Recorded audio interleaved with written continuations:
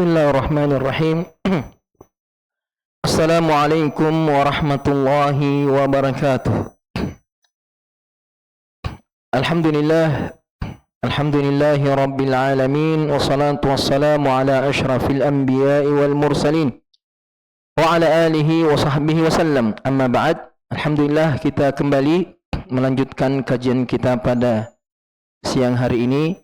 Lanjutan pembahasan kitab Tarbiyatul Aulad fi Daw'il Kitab was Sunnah. Pendidikan anak di bawah naungan bimbingan Al-Quran dan As-Sunnah. Pertemuan sebelumnya kita sudah masuk pembahasan Al-Khutuwat Al-Amaliyah li Tarbiyatil Abna. Langkah-langkah yang kita lakukan untuk atau dalam mendidik anak-anak. Kita sudah membaca langkah yang pertama, yaitu nabda'u awalan bi islahin nafs. Kita memulai mendidik anak dengan memperbaiki diri kita masing-masing, baik itu calon suami ataupun calon istri, agar ketika Allah Subhanahu wa taala memberikan dia anak, maka akan mendapatkan anak sesuai dengan bibitnya, sesuai dengan orang tua yang melahirkan dia. Kemudian yang kedua, pembahasan kita hari ini, langkah yang kedua, ini juga langkah yang sangat penting, kata Syekh, ikhtiyar al-um atau az-zawjah, memilih ibu atau memilih istri yang akan menjadi ibu bagi anak-anak kita.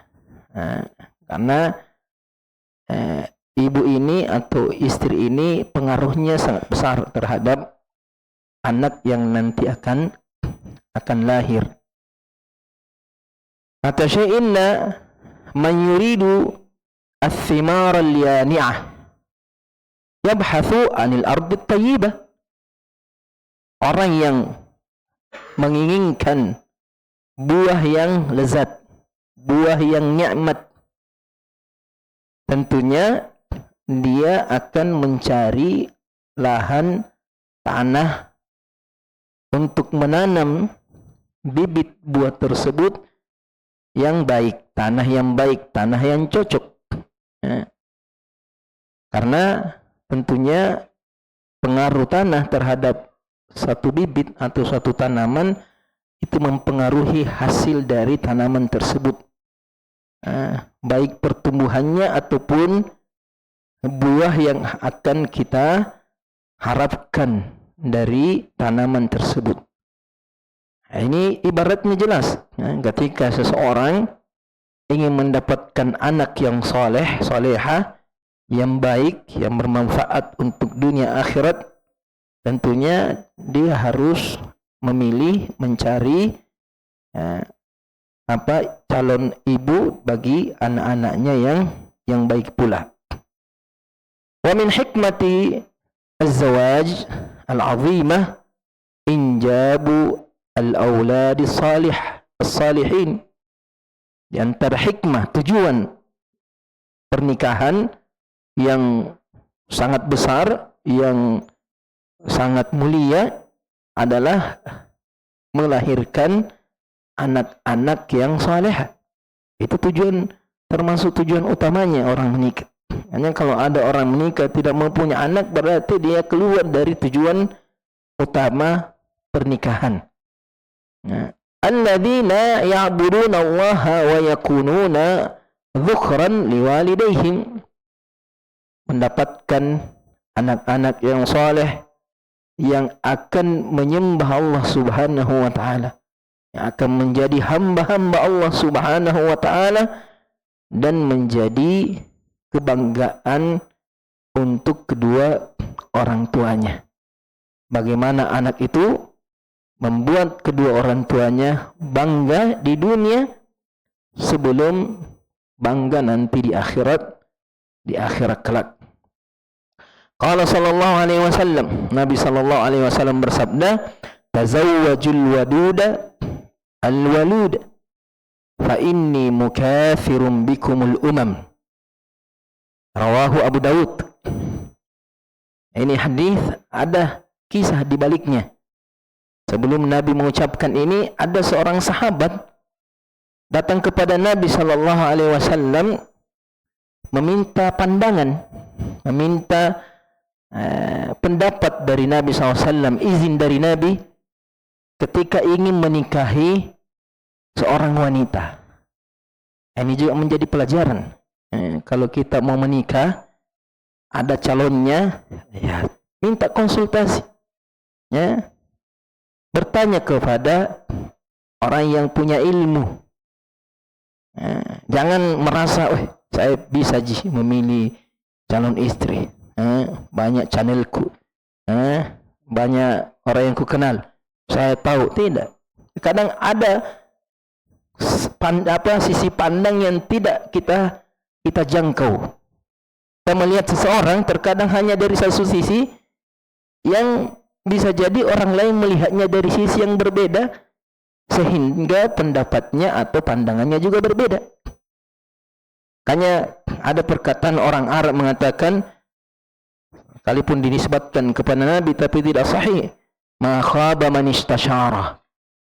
Tidak merugi orang yang meminta pendapat atau bermusyawarah. Tanya, bagaimana calon saya ini?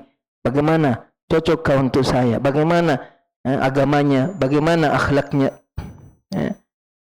Nabi SAW dalam Al-Quran, Allah Subhanahu wa ta'ala berfirman, wa amruhum syura bainahum. Perkara orang beriman itu dalam memecahkan atau menyelesaikan permasalahan-permasalahan adalah dengan bermusyawarah. Nabi sendiri, Nabi yang tidak diragukan keilmuannya, manusia yang paling berilmu, apalagi tentang akhirat, manusia yang paling cerdas. Allah perintahkan, wasyawirhum fil amr. Bermusyawarah dengan mereka dalam perkara-perkara yang tidak ada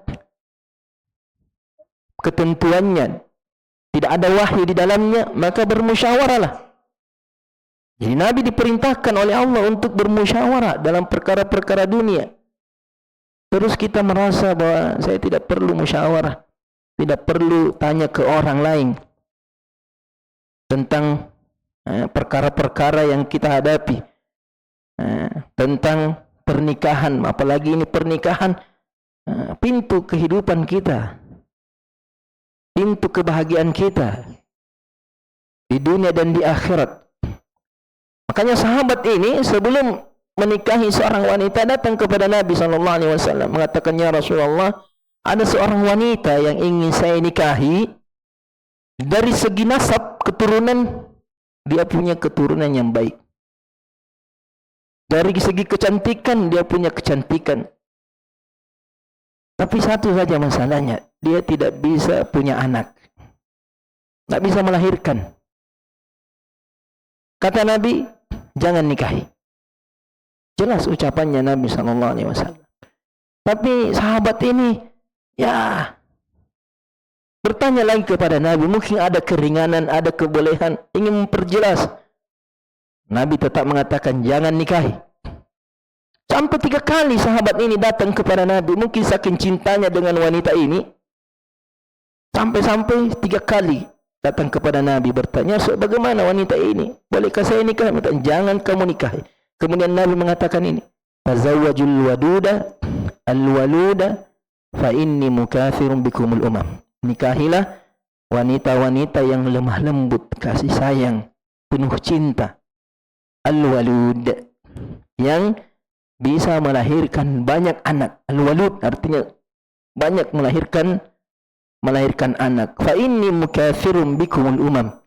Karena saya akan membanggakan jumlah kalian yang banyak di hadapan umat-umat yang lainnya. Nabi bangga menjadi Nabi yang memiliki umat terbanyak. Ini bayangkan, ketika kita punya anak, kita membuat bangga Nabi SAW. Kita menggembirakan Nabi, karena Nabi senang memiliki banyak umat. Kita termasuk orang-orang yang mewujudkan cita-cita, kebanggaan Nabi sallallahu alaihi wasallam. Di sini Nabi menyebutkan dua sifat wanita, al-wadud, al-walud. Tidak menyebutkan sifat yang lain, yang cantik, yang bagus nasabnya, sekalipun di hadis yang lain dianjurkan. Tapi cuma menyebutkan dua, al-wadud, kasih sayang lemah lembut. Karena biasanya yang semangat punya anak banyak itu cuma ini, yang lemah lembut saja. Adapun wanita yang keras, yang tidak punya kasih sayang, hanya mementingkan dirinya sendiri, biasanya malas. Dodo mak, capek mak. Nanti tidak bisa beli ini, tidak bisa beli itu. Nanti mau kemana-mana, repot. Satu mau, dua mau. Kenapa? Karena ingin mementingkan dirinya. Karena tentu wanita yang banyak anaknya pasti ribet, sulit, butuh kasih sayang, butuh lemah lembut. Makanya Nabi sebutkan dua sifat ini. Karena anak yang banyak itu membutuhkan ibu yang penuh kasih sayang, penuh lemah lembut. Jadi bukan kasih sayang lemah lembut sama istri suaminya saja, tapi juga lebih utama adalah lemah lembut kasih sayang kepada anak-anaknya, apalagi kalau banyak. Nah, ini dua tipe yang disebutkan oleh Nabi bagi orang yang ingin memiliki anak soleh akan memilih istri yang baik. Kemudian kata Syekh di sini, "Tsumma bayyana an-nabi sallallahu alaihi wasallam mi'yara an-nas fi az-zawaj." Kemudian Nabi SAW menjelaskan ukuran kriteria manusia ketika memilih pasangan. Ini secara umum, kriteria secara umum yang biasa terjadi di tengah-tengah masyarakat. Faqala sallallahu alaihi wasallam, tunkahul mar'ah li arba'. Wanita itu dinikahi biasanya karena 4 sebab. 4 sifat yang biasanya laki-laki kejar untuk menikahi seorang wanita. Yang pertama, limaliha, terkadang mempertimbangkan hartanya. Apakah dia anak orang kaya? Apalagi kalau sudah tua-tua orang tuanya, tinggal menunggu beberapa hari lagi sudah dapat warisan. Ya kan? Iya. Apalagi kalau PNS, nyawana.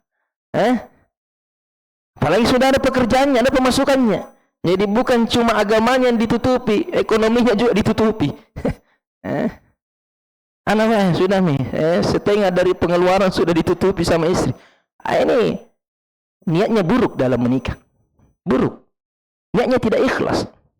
Sehingga banyak orang-orang kecewa menikah karena hartanya saja. Karena sudah niat utamanya sudah buruk. Bukan karena Allah dia menikahi seorang wanita, tapi karena hartanya. Sehingga banyak-banyak rumah tangga yang rusak gara-gara itu. Karena mengejar materinya seorang wanita. Dan ingat, seorang wanita itu tidak wajib menafkahi keluarganya. Bukan kewajiban seorang istri menafkahi suaminya, menafkahi anak-anaknya, sekalipun dia anak raja, putri. Sekalipun dia wanita yang paling kaya, tidak boleh seorang suami meminta atau mengambil 1 rupiah dari harta istrinya. Tidak boleh. Bahkan maharnya saja itu tidak boleh diambil. Banyak juga untuk dia bayarkan mahar. Tidak bisa seperti itu. Justru wibawa seorang laki-laki itu jatuh gara-gara mengharapkan harta dari istrinya. Kecuali kalau istrinya orang saleha. Istri saleha ya membantu suaminya. Seperti istri Ibnu Mas'ud. Ketika Nabi sallallahu alaihi wasallam memotivasi para sahabat untuk bersedekah, terkhusus kaum wanita. Setelah salat Id, datang istri Ibnu Mas'ud kepada Nabi sallallahu alaihi wasallam. Mengatakan, ya Rasulullah, ini Ibnu Mas'ud mengatakan, ketika saya mau bersedekah, katakan dia lebih pantas saya sedekahi dengan anak-anaknya daripada orang lain. Kata Rasulullah SAW, sadaqah Ibnu Mas'ud. Betul Ibnu Mas'ud itu. Seorang istri, sedekah terbaiknya, yang paling utama dia sedekahi adalah suami dan anak-anaknya. Tapi ini, jangan suami itu mengharapkan, apalagi memaksa. Terkadang aneh, banyak masalah. Dia paksa istrinya, setor gajinya kepada suaminya, mengatakan, kamu bisa kerja gara-gara saya kasih izin. Coba kalau saya tidak kasih izin, tidak boleh kamu kerja. Coba itu. Alasan dari mana? Syaitan yang ajari alasan seperti itu. Tidak boleh seorang suami mengambil paksa, mengambil dengan tidak sukarela dari harta istrinya. Dia wajib. Kalau dia tidak punya harta, dia harus cari pekerjaan. Nah, terkadang mentang-mentang sudah ada pekerjaannya istrinya, tinggal nunggu, nanti saya jaga rumah, nanti saya jaga anak. Nggak bisa, dia harus berusaha. Itu kewajibannya, tidak jatuh kewajibannya dengan alasan istrinya sudah bisa menanggung. Tidak jatuh kewajiban, dia berdosa. Karena kewajiban yang seharusnya dia lakukan, dia bebankan kepada istrinya. Terkadang mungkin istrinya sebaik-baik istri, terkadang juga merasa lelah. Apalagi ada anaknya lagi. Terus dibebani lagi dengan pekerjaan. Nah, ini niat yang buruk. Tungkahul mar'ah li arba'. Wanita itu dinikahi karena 4. Kadang karena hartanya. Wa li hasabiha. Terkadang karena keturunannya. Nah, karena keturunannya, kalau dia keturunan pedagang, berarti ada cipe-cipenya nanti nak kasih ya. Ada tokonya, banyak relasinya. Minimal banyak relasinya. Anak pejabat, gampang lolos. Gampang dapat, gampang terangkat, Pak, gampang karena itu dia niatnya begitu. Dia lihat, keturunan orang hebat. Bukan mengharap supaya anaknya juga hebat, tidak. Dia yang beda kalau orang itu menikahi seorang wanita karena keturunannya supaya anaknya juga punya keturunan yang baik, karena keturunan itu terkadang memberikan pengaruh. Ketika istrinya dari keturunan orang-orang yang semangat, orang-orang yang taat beribadah, orang-orang yang berwibawa, terhormat, ya anaknya juga jadi. Tapi ini masalah tidak untuk kepentingan dirinya, supaya cepat dapat keuntungan dunia, dapat relasi-relasi, mudah dimudahkan bisnisnya, dimudahkan urusannya, hanya sebatas dunia saja. Waliyazubillah. Wali hasabiha, wali jamaliha. Yang ketiga, terkadang kecantikannya. Dan ini bukan sesuatu yang terlarang, justru termasuk perkara yang dianjurkan. Makanya dalam syariat Islam kita dianjurkan melihat calon istri ketika ingin menikahi. Kenapa? Karena kecantikan itu menambah kasih sayang, menambah rasa cinta. Dan ini ukurannya berbeda antara satu orang dengan yang lainnya. Berbeda penilaian seseorang dengan penilaian yang lainnya. Kemudian yang keempat, walidiniha. Yang keempat, seorang wanita dinikahi karena agamanya. Kemudian kata Nabi, fadhfar bidzatid din taribat yadak. Pilihlah kriteria paling utama yang paling kau prioritaskan dalam memilih seorang wanita adalah yang baik agamanya. Taribat yadak. Kalau tidak, maka engkau akan sengsara. Engkau akan menderita kehidupan dunianya, apalagi kehidupan akhiratnya ketika salah dalam memilih pasangan atau jauh dari kriteria agama yang baik. Jadi 4 ini boleh-boleh saja, tidak ada masalah. Boleh-boleh saja seseorang itu menikahi seorang wanita karena hartanya, tapi dia niatkan untuk kebaikan.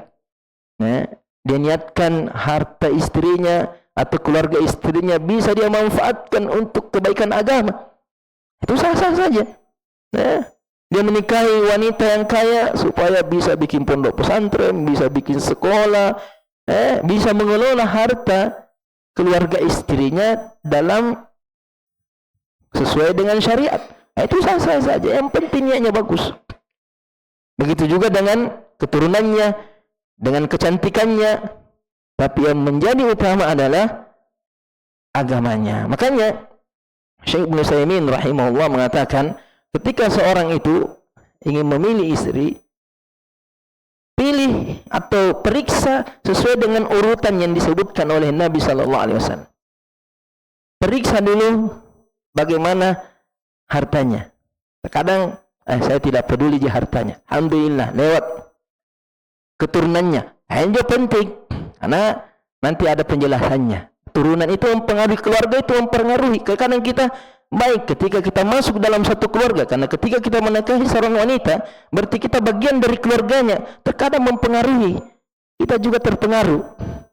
Apalagi kalau keluarganya jauh dari agama, keluarganya hanya menyombongkan keturunannya, sedangkan dia mungkin bukan dari keturunan yang hebat. Kemudian bisa juga mempengaruhi anak-anaknya nanti. Sifat-sifat buruk dari keluarga istrinya. Periksa. Alhamdulillah, bagus. Baru tidak lagi kecantikannya. Kecantikannya. Kemudian setelah 3 kriteria ini sesuai dengan apa yang dia inginkan, baru diperiksa agamanya. Terakhir, agamanya terakhir. Kenapa? Agar ketika 3 kriteria ini sudah terpenuhi, tapi agamanya tidak bagus, maka dia tolak karena agamanya. Dia menolak 3 ini, 3 keuntungan, supaya dia hartanya bagus, keturunannya bagus, kecantikannya bagus, tapi agamanya tidak bagus. Dia tinggalkan 3 kenikmatan ini karena Allah Subhanahu wa Ta'ala. Tapi kalau sebaliknya, dia pilih agamanya dulu, ternyata kurang hartanya, dia tinggalkan. Berarti dia tinggalkan orang yang bagus agamanya, wanita yang bagus agamanya gara-gara hartanya. Karena dari segi agama sudah bagus. Tapi ketika dia pilih yang ternyata keturunannya atau ternyata kecantikannya tidak sah, berarti dia meninggalkan sesuatu karena Allah demi dunianya. Kayaknya terakhir, pilihan agamanya itu terakhir, supaya kita menjadikan agama sebagai penentu, bukan sebagai pilihan saja, bukan sebagai pelengkap saja. Banyak sebagian orang menjadikan agama itu pelengkap saja, bukan sebagai pilihan utamanya. Kemudian ulama juga menyebutkan bahwa 4 perkara ini harus diperhatikan agar kita sekufu dengannya, sekufu. Makanya dalam pernikahan ada namanya syarat sekufu, artinya sebanding. Karena terkadang perbedaan yang mencolok dari pasangan itu terkadang merusak rumah tangga.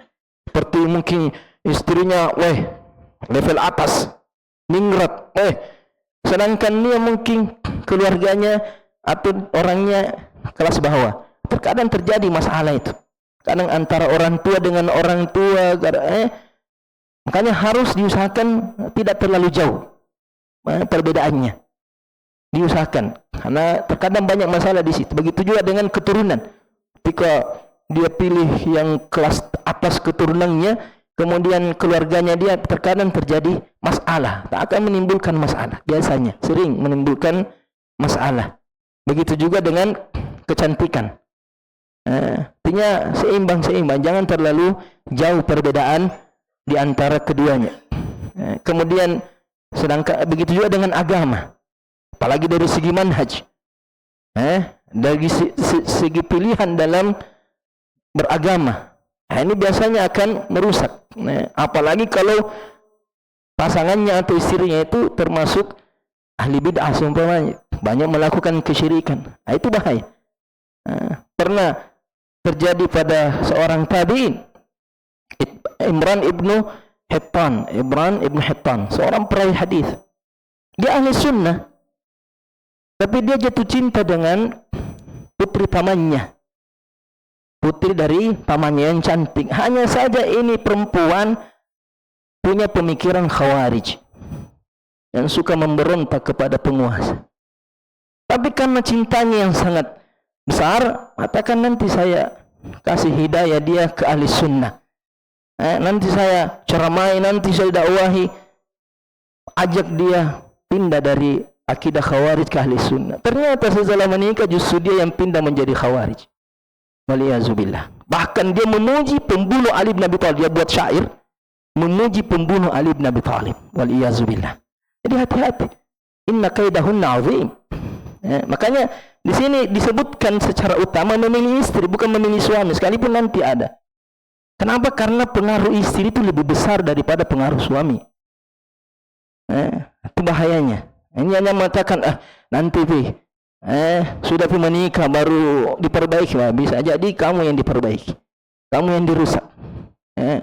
Dan di antara kisah yang disebutkan tentang ini, Imran ibn Hittan ini, wanita ini cantik sekali. Akhirnya istrinya mengatakan ini karena dia khawarij, mengatakan, wahai suamiku, kamu dan saya ini ahli surga. Itu di antara akidahnya khawarij itu memvonis, mengklaim seseorang itu ahli surga, dan mengklaim memvonis seseorang sebagai ahli neraka. Tentang saya dan kamu ahli surga. Suaminya mengatakan, kenapa bisa? Bilang, kamu ahli surga karena bersyukur mendapatkan istri yang cantik seperti saya. Sedangkan saya ahli surga bersabar mendapatkan suami yang jelek seperti kamu. Artinya satu bersyukur, satu bersabar. Mas ahli surga semua. Karena memang Imran ibn Hittan ini penampilannya jauh. Makanya saya bilang tadi, jangan sampai istrinya cantik sekali, dia jauh sekali. Nanti orang akan berburuk sangka. Ini bahayanya keyakinan khawarij. Pentingnya kita memilih agama yang benar, yang baik. Bukan asal rajin beragama, tapi penyimpangan terhadap akidahnya, jauh dari sunnah Nabi SAW. Ini pengaruh. Mungkin dirinya bisa bertahan, tapi anak-anaknya dididik oleh ibunya yang menyimpang akidahnya, yang jauh dari sunnah Nabi SAW. Kemudian kata Syekh di sini, qala ta'ala, Allah Subhanahu wa ta'ala berfirman, "Fas-salihatu qanitatun hafizatun lil ghaibi bima hafizallah." As-salihat, wanita-wanita yang salihah. Siapa itu? Apa kriterianya wanita-wanita salihah? Qanitat, yang rajin beribadah, yang semangat dalam beribadah. Tentunya setelah akidahnya bagus.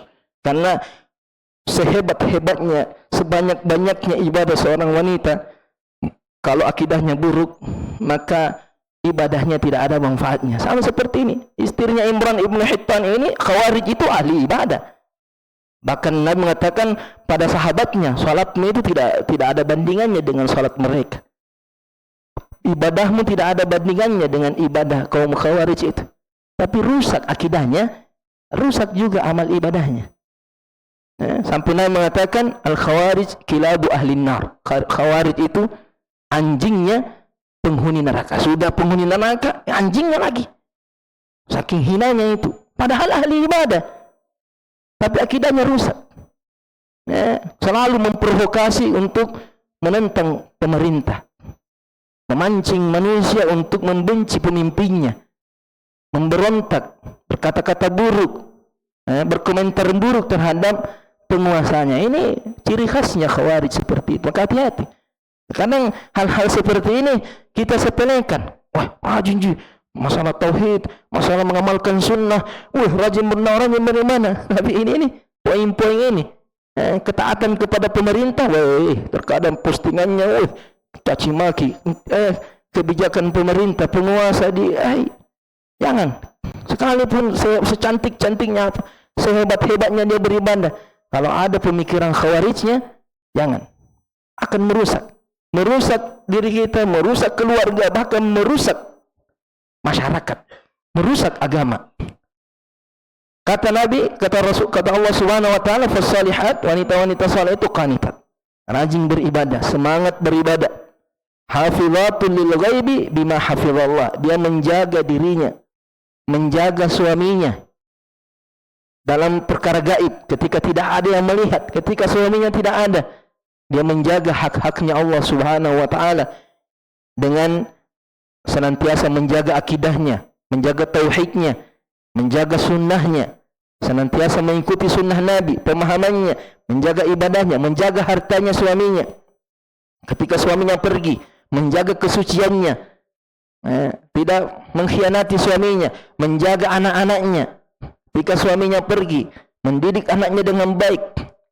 Ini dua sifat wanita salihah dalam Al-Quran. Kata saya di sini, al-qanitat al-muti'at lil azwaj. Qanitat adalah yang paling taat kepada suaminya. Karena Nabi sallallahu alaihi wasallam mengatakan, annal mar'ata la yuqim haqqallah hatta yuqim haqqa zawjiha. Seorang wanita tidak menunaikan haknya Allah sampai dia menunaikan haknya suaminya. Biar bagaimana rajinnya beribadah, banyaknya bersedekah, banyaknya berpuasa, banyaknya berzikir, kalau haknya suami dia tidak penuhi, maka dia dianggap tidak memenuhi haknya Allah Subhanahu wa ta'ala. Jadi yang pertama yang harus dipikirkan oleh seorang wanita, seorang istri, bagaimana dia mentaati suami. Itu yang paling pertama. Makanya syarat masuk surganya mudah sekali. Idza sallat khamsaha wa samat syahraha wa hafizat nafsaha wa ata'at zawjaha qila laha udkhil jannah min ayyi abwabil jannati syi'ti. Apabila dia sudah menjalankan salat 5 waktunya, punya haknya Allah. Kemudian puasa Ramadannya, kemudian menjaga dirinya, kesuciannya, menjaga harta suaminya, kemudian mentaati suaminya, Allah akan berkata kepadanya, masuklah surga dari pintu surga manapun yang kau mau. Jadi semua pintu surga berhak dia masuki. Dari 8 pintu surga, terserah dia mau masuk lewat mana. Yang penting ini 4 dia jaga. Dan ini yang paling banyak yang sulit diamalkan oleh seorang wanita di masa sekarang, itu taat kepada suami. Mungkin masalah salatnya dia jaga salatnya, puasanya dia jaga, tapi ketaatan kepada suaminya dia tidak bisa jaga. Makanya Nabi SAW ketika datang seorang sahabat dari negeri luar, dari negeri Romawi, dia mendapati mereka di sana sujud kepada raja-rajanya. Akhirnya ketika pulang ke Madinah, dia sujud di hadapan Nabi SAW. Kenapa sujud? Ya Rasulullah, saya dapatkan mereka di sana sujud kepada rajanya. Nah, kamu ini lebih mulia daripada seorang raja. Manusia paling mulia, engkau lebih berhak untuk disujudi. Maka Nabi SAW mengatakan, la yasluhu li rajulin li basharin an yasjuda li bashar. Tidak boleh seorang manusia sujud kepada manusia. Haram. Syirik. Dosa besar. Seorang sujud kepada manusia. Idza asaluha ay yasjuda bashar li bashar, seorang manusia boleh sujud kepada manusia, la amartul mar'ata an tasjuda li zawjiha. Seandainya boleh, maka saya perintahkan istri itu sujud kepada suaminya. Coba itu. Seandainya boleh, tapi ini tidak boleh. Saking besarnya hak suami terhadap istrinya. Kata Nabi, kalau dia menjilati, kalau suaminya itu punya luka di sekujur tubuhnya, dia jilati lukanya dari ujung kepala sampai ujung kaki, dia jilati, dia isap nanah yang keluar dari luka suaminya. Kata Rasulullah, ma'addat haqqaha, dia belum menunaikan hak suaminya. La ilaha illallah. Tapi zaman sekarang orang tidak peduli ucapan Nabi SAW. Dia lebih peduli itu ya yang ada di sinetron bagaimana jauh dari tuntunan Al-Quran, jauh dari tuntunan Nabi SAW. Sehingga apa?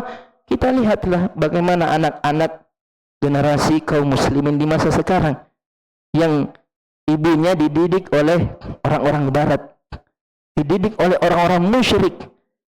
Belum lain kalau pelaku maksiat, ahli bidah, orang musyrik, orang kafir, jelas-jelas menyekutukan Allah Subhanahu wa ta'ala, jelas-jelas jauh dari agama. Tapi itu jadikan qudwah, jadikan teladan sebagai pasangan atau sebagai seorang ibu rumah tangga.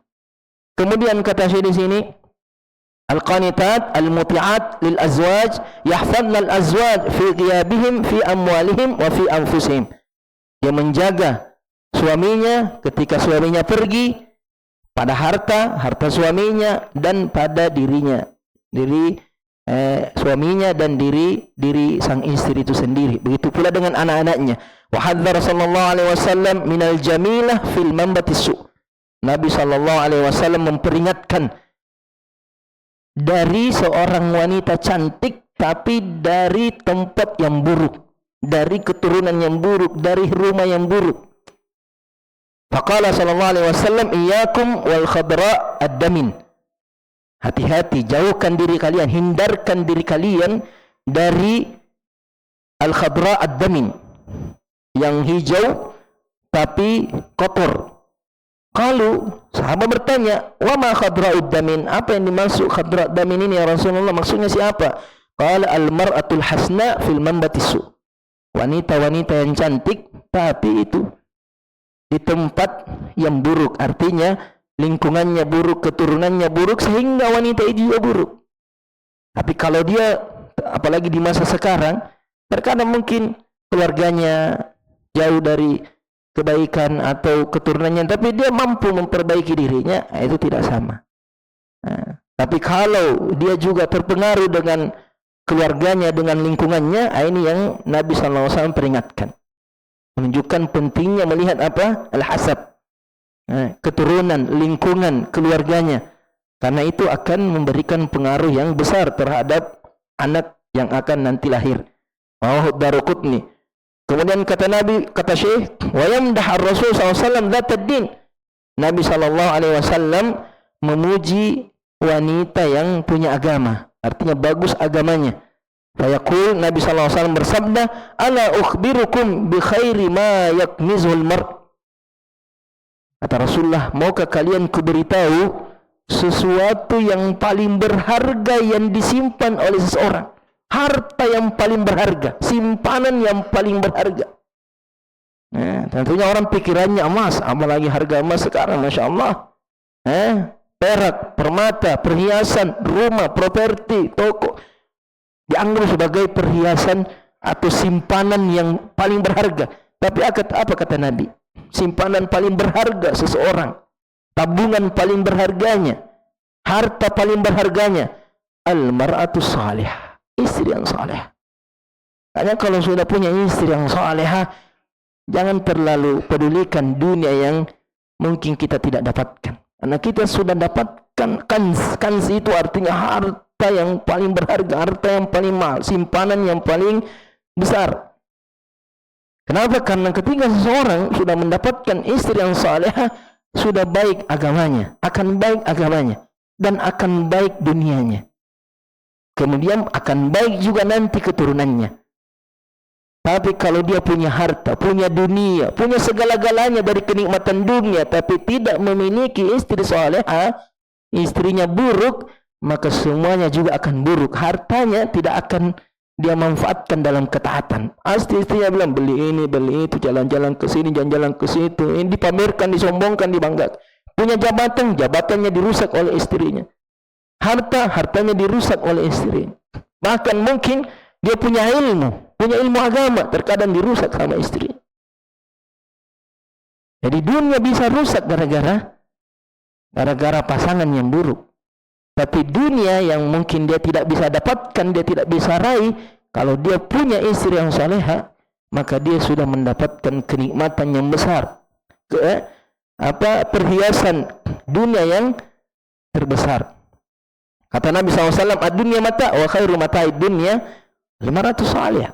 Dunia ini perhiasan, kenikmatan, keindahan. Dan sebaik-baik perhiasan dunia, yang terbaik dari semua yang ada di muka bumi ini, lebih baik daripada emasnya, lebih baik daripada perhiasannya, berliannya, maka adalah istri yang saleh. Jadi kalau ada istri tak salehah, minta dibelikan emas, maka kau lebih berharga daripada emas. Masya Allah. Dia tidak perlu beli emas, karena dia lebih berharga daripada emas, lebih berharga daripada berlian, lebih berharga daripada semua dunia. Meleleh langsung. Karena Nabi SAW, ini ucapan Nabi SAW.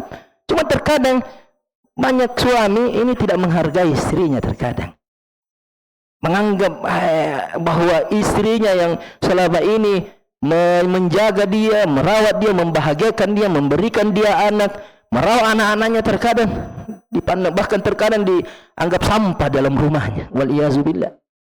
Ini suami yang tidak mensyukuri nikmat Allah Subhanahu wa Ta'ala. Terkadang sibuk mengejar harta, tidak pernah pulang rumahnya gara-gara apa? Mengejar dunia. Kenapa kejar dunia? Nah, ada dunia paling indah dalam rumahmu. Ya, cari dunia, nah dunia ada di rumahnya, harta ada di rumahnya. Dia korbankan keluarganya hanya gara-gara mengejar secuil dunia. Apakah ini tidak bisa membandingkan? Hanya makanya jaga keluarga kita, jaga istri kita, jaga anak kita. Jangan sampai kita korbankan istri, korbankan anak hanya karena dunia. Hanya ini pelajaran dari Nabi sallallahu alaihi wasallam. Wa qala sallallahu alaihi wasallam, takhayyaru linutfikum fa innal irqa dassas. Rawahu Ibnu Majah. Pilihlah benih-benih kalian, artinya benih-benih untuk anak kalian yang akan melahirkan anak-anak kalian. Fa innal irqa dassas. Karena asal usul itu, keturunan itu kadang menipu. Ya, terkadang orang terlalu memilih keturunannya, ternyata hanya tipuan saja, membanggakan nasabnya, keturunan bangsawannya, tapi ternyata jauh dari sifat yang seharusnya. Orang-orang dulu, bangsawan dulu itu memang terkadang terhormat, terkadang mulia, dermawan, suka berbagi, suka menolong, pemberani. Tapi di masa sekarang terkadang hanya membanggakan nenek moyangnya, tapi dia sendiri jauh dari apa-apa yang dulu dibanggakan oleh orang tuanya, keturunannya.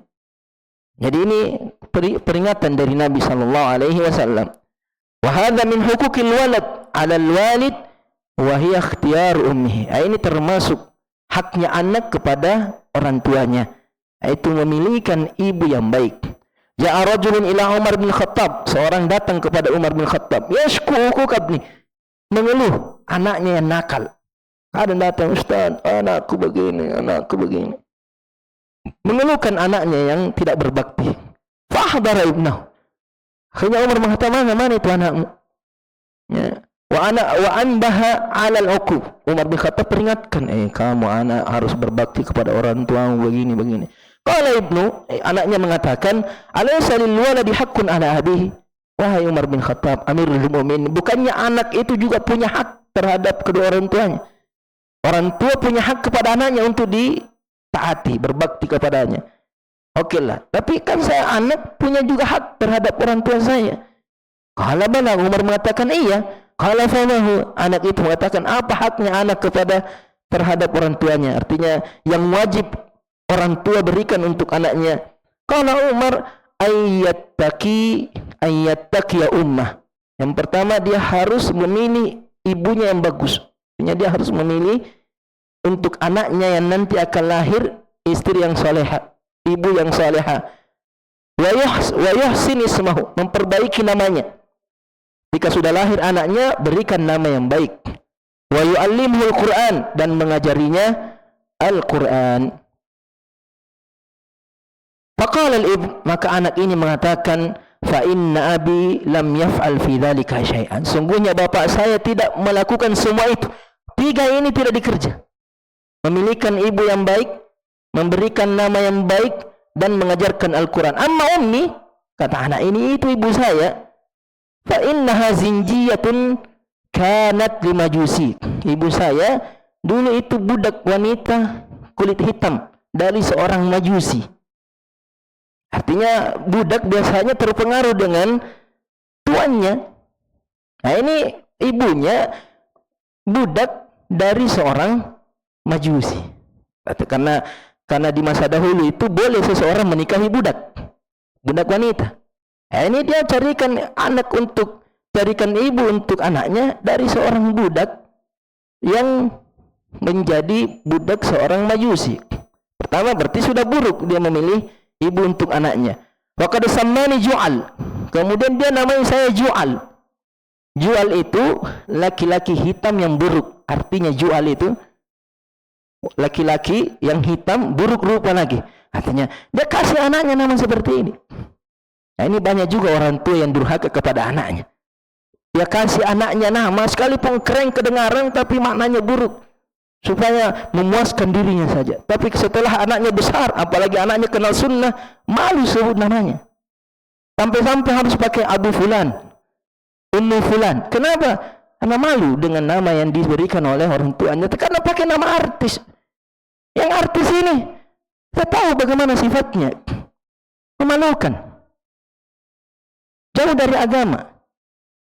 Pakai nama-nama yang tidak ada artinya atau bahkan jauh dari makna yang baik dalam agama. Nah, ini pemberian nama ini penting juga. Ada juga fikihnya. Jadi dia namanya saya jual. Namanya jelek. Walam yu'allimni minal kitabi harfan wahid. Tidak mengajari saya Al-Quran satu huruf pun. Faqala faltafata Umar ila rajul. Akhirnya Umar melirik kepada laki-laki tersebut, bapaknya tersebut. Qala ajita ilayya tashkuku kabnik. Kamu datang mengeluhkan anakmu durhaka kepadamu. Wa qad aqaqtahu qabla an yaqika. Kamu telah mendurhakainya sebelum dia mendurhakai engkau. Artinya kamu sudah berburuk, sikapmu sudah buruk kepada anakmu sebelum dia bersikap buruk kepadamu. Nah, ini ucapan dari rumah. Satu lagi, waqala Abul Aswad ad-Du'ali libni. Abul Aswad ad-Du'ali berkata kepada anaknya, qad ahsantu ilaikum sigharan wa kibaran wa qabla an tuladu. Saya telah berbuat baik kepada kalian wahai anak-anakku di masa kecil, di masa besar, bahkan sebelum kamu dilahirkan saya sudah berbuat baik kepada kamu. Kalau mereka bertanya, wa kaifa ahsanta ilaina qabla an nulad? Bagaimana kau berbuat baik kepada kami wahai ayah? Nah, kami belum dilahirkan. Qala ikhtartu lakum minal ummahat man la tusabbuna biha. Saya memilihkan kamu ibu sehingga kamu tidak akan dihina karena ibumu. Terkadang anak dihina karena ibunya jelek atau sifatnya buruk, ibunya bermasalah, akhlaknya buruk, akhirnya anaknya juga dihina. Wa ansyada ar-Riyashi hadzal makna fi hadzal bait. Kemudian ar-Riyashi membuat bait syair dengan makna ini. Wa awwalu ihsani ilaikum takhayyari limajidatil a'raqi badin afafiha. Yang pertama, kebaikan pertama yang saya berikan kepadamu wahai anakku adalah saya memilihkan keturunan yang baik, badi afafiha, nampak kesuciannya. Nah, ini yang pertama yang mesti dipilih oleh seorang suami ketika memilih istri atau memilih calon ibu bagi anak-anaknya sehingga dia mendapatkan anak yang baik. Ada lagi pembahasannya di sini tapi nanti kita baca. Istri juga itu juga wajib memilih calon ayah dari anak-anaknya. Jadi bukan suami saja yang harus memilih memilih calon ibu untuk anaknya, tapi seorang wanita juga, seorang ibu juga harus pandai memilih calon ayah untuk anaknya. Insyaallah nanti kita baca ini pada pertemuan berikutnya.